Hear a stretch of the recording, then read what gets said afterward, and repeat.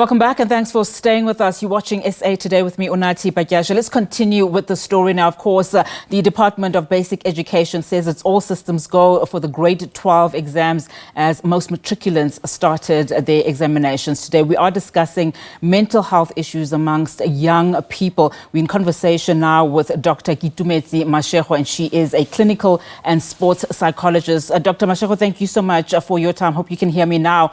Well, we were discussing a number of studies, that have been done on mental health amongst young people in South Africa over the past couple of months, over the past year. A 2022 UNICEF report of importance found that 73% of children in this country felt they needed mental health support.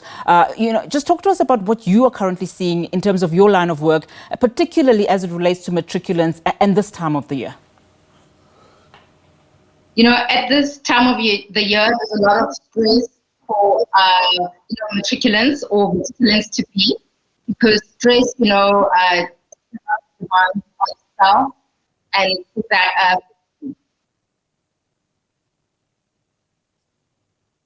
Dr. Mashego, you can continue. I can hear you.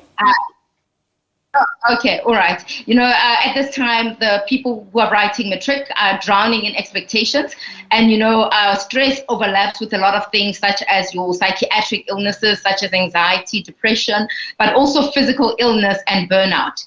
And there's a lot of stress that's exacerbated by personality factors, whereby you get perfectionists who put a lot of pressure on themselves, and there's also societal pressure and familial pressure, and also just the fear of the unknown. So at this time, we see a lot of matriculants who, in spite of them having a good academic record, they struggle at this time because they struggle with a lot of panic. And when someone is panicky or has a lot of anxiety, sometimes they tend to have memory lapses, where sometimes they feel like they cannot recall everything that they have studied, or they struggle to tap into their memory to remember what it is that they should know or that they have studied and that they do have knowledge of.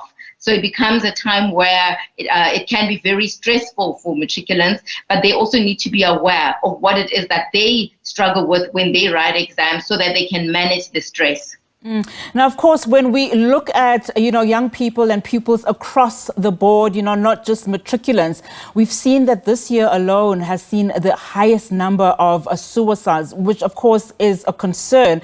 Now, as we start to talk about, coping mechanisms and, outlets where these pupils can reach out to, what would you, encourage them to do in the event that they're suicidal or they just need somebody to speak to? I mean, you've mentioned various factors in which most people could be depressed, could find themselves being anxious.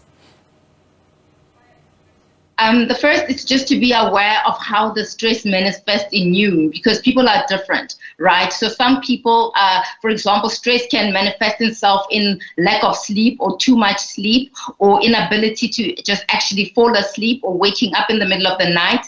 Or sometimes it can manifest itself in that the appetite changes, where someone eats more than they should or they eat less than they should. Or it can also cause someone to use substances, such as, the common one, the trendy one is vaping, even smoking weed. Some people use coffee, tea, sometimes over-the-counter medication. Some of the students tend to use that. So I think the awareness of how you physically react and psychologically react to stress is the first step, but also to be aware that there are free services available out there for people who are not coping and for people to be assisted in this regard. And also speaking to your peers, but also to the professionals, but the teachers as well can also play a role in helping students calm down and to remind them that some of these things that they're struggling with, they actually know the work. It's just about making sure that you're in a state to actually access the knowledge you have of the work you've learned over the years. And the competitiveness, I think also there's a lot of competitiveness with university admission. So it becomes also very important to be aware that university admission is not the ultimate goal. You can still do certain things with a matric. There's other options outside of going to university. I think that's also what we need to push, that there are other careers that can be quite successful even if you do not end up going to university. So it's important to also know your strengths and also some of the challenges you struggle with, but to also seek out the professional help where possible so that you are able to do what it is you are planning to do for this matric exams.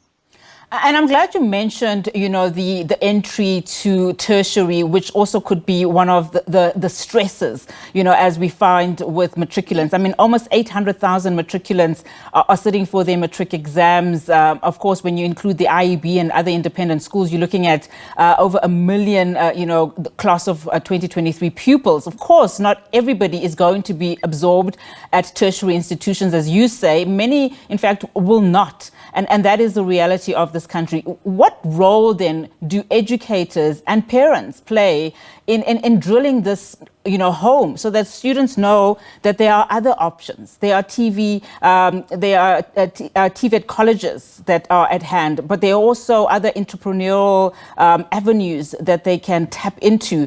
I mean, to what extent does this country support matriculants in that vein?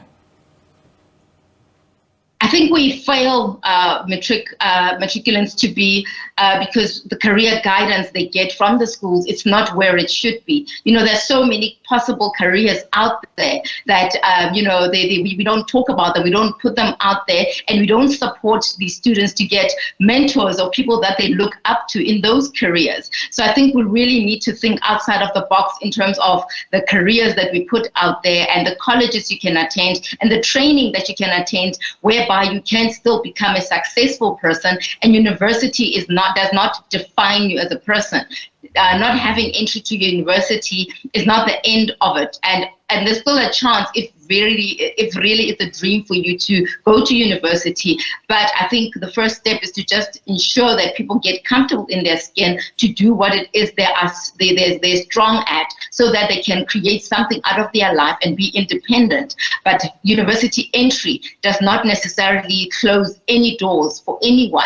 It just requires one to be creative, but also we need to support them, as I said, to understand the different career options out there that are available and the steps to take to achieve those different careers that are not streamlined or found through university.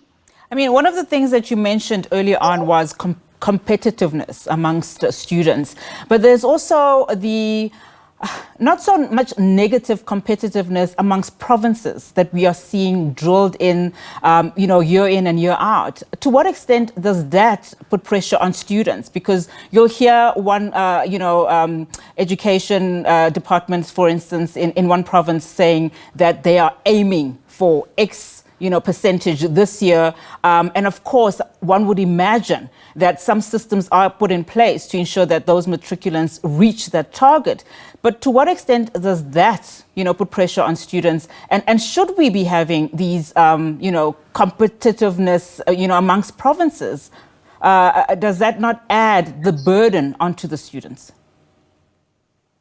Definitely does add the burden. And also, I'm not sure if it prepares them for life outside or post-matric, because what happens is when you're in university, no one follows up, or there's no one, you're on your own, you need to be independent and to do the work on your own. So I don't know if it actually prepares them for ultimately whereby they need to be independent in their approach to finding their career path and to actually doing well in university. So I'm of view that we need to get our students to be more independent so that they can actually be passionate about what it is that they're studying, so that when the going gets tough, that the passion can actually carry them. And to also be aware that sometimes failure does happen and it's a part of life. But what do you do then with the failure, so that it's okay if someone, for example, needs to upgrade or repeat matric in order for them to improve certain marks, that we don't judge them as failures, but to understand that failure is a part of life.